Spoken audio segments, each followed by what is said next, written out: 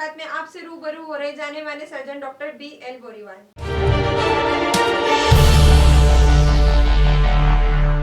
नमस्कार, CTV news में आपका स्वागत है। हमारे खास कार्यक्रम खास मुलाकात में आज खास मुलाकात में आपसे रूबरू हो रहे हैं जाने माने और popular surgeon doctor BL Boriwal ji से हम चर्चा करेंगे कोरोना महामारी को लेकर। नीमच में फिर कोरोना ने दस्तक दे दी है और 30 से ज्यादा केस बढ़ गए हैं। हाल ही में एक दिन में 30 केस हुए तो एक बड़ा विस्फोटक स्थिति थी।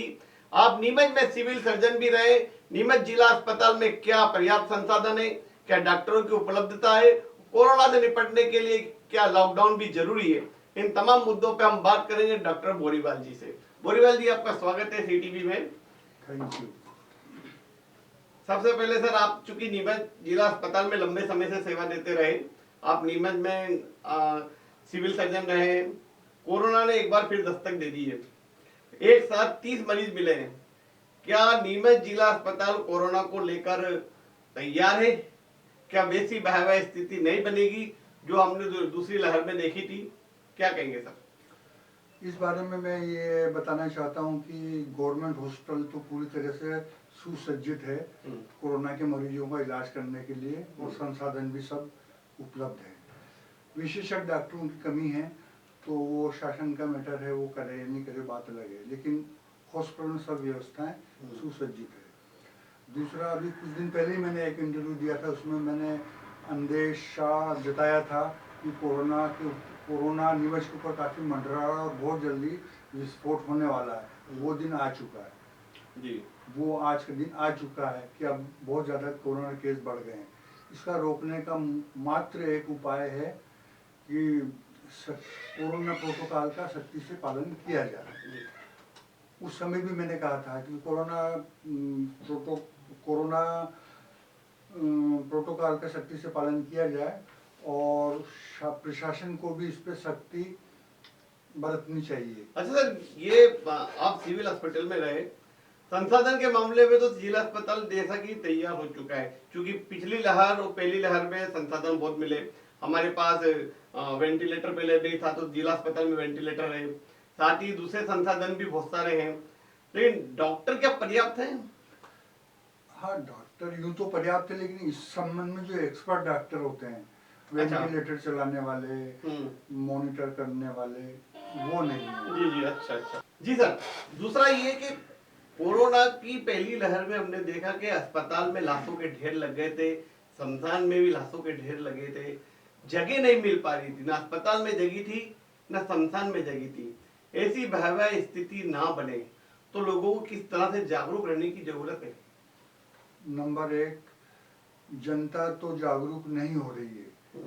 जनता को कई बार बता दिया गया, मतलब एडवर्टाइजमेंट कर करके बताया गया, प्रोटोकॉल मेंटेन करें, मास्क बांधें, डिस्टेंस मेंटेन करें, हाथ धोएं, मगर उस पर बिल्कुल लगाम नहीं लग रही है। और दूसरा, मैं देख रहा हूँ कि प्रशासन भी इसमें कोई खास इंटरफियर नहीं कर रहा है, सख्ती नहीं बरत रहा है, क्योंकि जब तक जैसा कि हमने देखा गया कि पहले और दूसरे चरण में मास्क जिस तरह से अनिवार्य किया गया था, सैनिटाइजर का उपयोग लोग भरपूर कर रहे थे, जगह जगह कैंप लग रहे थे, मास्क फ्री बट रहे थे, सैनिटाइजर फ्री बट रहे थे, जागरूकता खूब थी। लेकिन तीसरी लहर जितनी भयानक बताई जा रही है उतनी जागरूकता नहीं है। जागरूकता बिल्कुल नहीं है। लोगों को 1 दिसंबर से ही ये सब प्रोटोकॉल का पालन कर लेना चाहिए था, और प्रशासन को भी सख्ती बरतनी चाहिए। अभी भी प्रशासन को सख्ती बरतना चाहिए कि हर व्यक्ति मास्क बांधे, सैनिटाइजेशन करे और डिस्टेंस मेंटेन करे। अगर ये सख्ती नहीं बरतेंगे तो जनता तो कोई मतलब जनता तो उसको मानने वाली नहीं है, नियमों को मानने वाली नहीं है। सब प्रशासन सख्ती बरते तो ही जनता ये नियमों का पालन कर सकती है और रुकावट के रोकने के चांस हैं। लेकिन अब जितना विस्फोट पूरे देश में हो चुका है, अब नहीं लगता है कि इसमें रुकावट हो सकती है या रोकथाम हो सकती है। अगर रोकथाम करना ही चाहते हैं तो केवल एक ही तरीका है अब कि इलाज करना। अब इलाज करते जाओ, मरीज आते जाएंगे, इलाज करते जाओ, यही तरीका है। और बीमारी को अगर जिस स्टेज में आज अभी पहुंची है, इस स्टेज में अगर पहुंचना है तो उससे पहले गरीबों का और मजदूरों का भोजन और रहने की व्यवस्था की जाए और पूरे देश में एक साथ लॉकडाउन लगा दिया जाए। तो जी। जो जिस पोजीशन में है, जिस कंडीशन में है, बीमारी जिस स्टेज पे है, वहीं रुक जाएगी, इससे आगे नहीं बढ़ेगी। जी। डेल्टा और ओमिक्रॉन, ओमिक्रॉन को जैसा ओमिक्रॉन को लेकर मेरा ये था कि पहले हमने कोरोना सुना था, कोरोना के बाद डेल्टा सुना, डेल्टा के बाद ब्लैक फंगस सुना, ब्लैक फंगस के बाद अब ओमिक्रॉन। तो ये कोरोना की क्या ये मतलब ये सब कौन सा लक्षण है, ये कौन सी बीमारी है, कैसे वेरिएंट है ये सब? कोरोना वायरस के ही, कोरोना वायरस एक है, उसी की अलग अलग जातियां हैं। अच्छा। डेल्टा डेल्टा वेरिएंट, इससे पहले अल्फा वेरिएंट था, और ये ओमिक्रॉन वेरिएंट। अभी ये माना जा रहा है कि ओमिक्रॉन वेरिएंट कम घातक है, और ये कम घातक इसलिए है कि अधिकतर लोगों को दोनों वैक्सीन लग चुके हैं। अच्छा। अगर ये वैक्सीन नहीं लगे तो ये भी उतना ही घातक है जितना डेल्टा था। अच्छा। अच्छा। दूसरा, कोरोना, ये डेल्टा वायरस और ओमिक्रॉन वायरस दोनों आपस में मिल चुके हैं। इनको मिलके एक तीसरा वायरस डेवलप हो गया है, जिसको डेल्टा क्रॉन कहते हैं। अच्छा। ये विदेशों में आ गया है, अपनी धूम मचाना इसने शुरू कर दी है।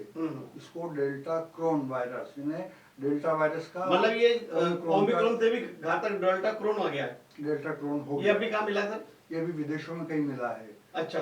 अब धीरे धीरे फैलेगा सब दूर, अगर लॉकडाउन नहीं लगा तो। ऐसा तो ये ओमिक्रॉन से ज्यादा खतरनाक है डेल्टा क्रॉन? हाँ, डेल्टा क्रॉन, क्योंकि ये डेल्टा क्रॉन डेल्टा का और ओमिक्रॉन दोनों का कॉम्बिनेशन है, दोनों का कॉम्बिनेशन है, और इसलिए घातक रूप में है। एक बात सर, ये जिस तरह से महामारी फैल रही है, आप चूंकि एक लंबा समय आपने चिकित्सा जीवन जिया है और बीमारियों को बहुत नजदीक से देखा है, आप नीमच के जाने माने सर्जन हैं, ये कोरोना आखिर आया कहाँ से? जैसा कि कह रहे थे कि कोरोना चीन से आया है, ये चमगादड़ की उपज है, आपका शोध क्या कहता है इस मामले में?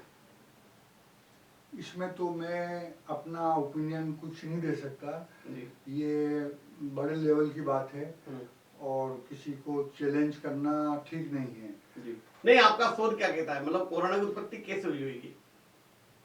कोरोना की उत्पत्ति तो अब वैसे तो हर परजीवी की, हर जीव की, भले कोरोना वायरस हो या बैक्टीरिया हो या कोई भी हो, प्रकृति के द्वारा ही होती है। अच्छा। प्रकृति करती, लेकिन कहने में यही आ रहा, सुनने में यही आ रहा, पेपरों में पढ़ने में ये आ रहा कि ये चाइना ने बनाया है। जी। नहीं तो ये जैविक हथियार हो सकता है? ये जैविक हथियार 100% हो सकता है। ऐसा? ऐसे जैविक हथियार विदेशों में कई देशों में है, ऐसा? जो जब मौका पड़ने पे जैविक हथियार का वो दूसरे देशों के विरोध में उपयोग कर सकते हैं। केमिकल हथियार भी होते हैं, जैविक हथियार भी होते हैं, और ये चालू हथियार तो है ही है। अच्छा। अच्छा। अच्छा सर, दूसरी चीज ये है कि अब चलिए जो हो गया तो हो गया, लेकिन हमने देखा कि जिस तरह से कोरोना में लोग जान जा रही थी, एक मानवीय पहलू भी आया कि डॉक्टर भी अपनी शिद्दत से लगे हुए थे, बड़ी संख्या में चिकित्सा स्टाफ भी जूझ रहा था, लेकिन कहीं ना कहीं जिस समय देखा कि ना, जब बीमारी आती है तो बड़ी संख्या में पैरामेडिकल स्टाफ की भर्ती कर ली जाती है और बाद में उनको निकाल दिया जाता है।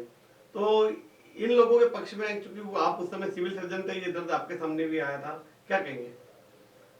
नहीं, ये तो ठीक परिपाटी नहीं है कि आपने जब उनकी जरूरत थी तो उनको खूब काम में लिया, कम पैसों में काम में लिया, और आवश्यकता नहीं है अब तो उनको वापस नौकरी से निकाल दिया। अब बेचारों ने इतने महीने उन्होंने काम किया, कुछ पैसा मिला, उससे उनका गुजारा हुआ, परिवार चला, और वो वापस फ्री हो गए। जब उनको वापस नौकरी से निकाल दिया तो उनके लिए रोजी रोटी की समस्या हो गई। जिस तरह से हमने देखा कि मलेरिया जब आया तो मलेरिया के लिए एक अलग विभाग बना दिया गया, एड्स आया, एड्स के लिए एक अलग विभाग बन गया, एड्स नियंत्रण कक्ष बन गया, एड्स नियंत्रण विभाग बना। इसी तरह क्या लगता है कि कोरोना के लिए भी एक स्पेशल मंत्रालय, एक स्पेशल डिपार्टमेंट पूरा काम करेगा? हाँ, एक डिपार्टमेंट अलग ही काम कर रहा है वहाँ पे, भोपाल में बैठ के, दिल्ली में बैठ के। जिला स्तर पर भी इसकी अलग अलग ब्रांचेस हो जाएंगी? जिला स्तर पे भी हो जाएगी। ऐसा? हाँ। तो ये कोरोना मतलब लंबे समय तक, अब कोरोना के जैसा एक्सपेरिमेंट आता है कि अब हमको कोरोना के साथ ही जीना पड़ेगा, क्या कहेंगे इसमें? धीरे धीरे कोरोना से हम एडजस्ट हो जाएंगे जी, यानी फिर कोरोना धीरे धीरे खतरनाक नहीं रहेगा। जी। एक नॉर्मल जो सर्दी जुकाम फ्लू होता है, नॉर्मल फ्लू जिसको बोलते हैं, उस जैसा हो जाएगा, आएगा, सर्दी जुकाम होगी और चला जाएगा। ज़्यादा लक्षण नहीं देगा और ज़्यादा किसी का नुकसान नहीं करेगा। जी जी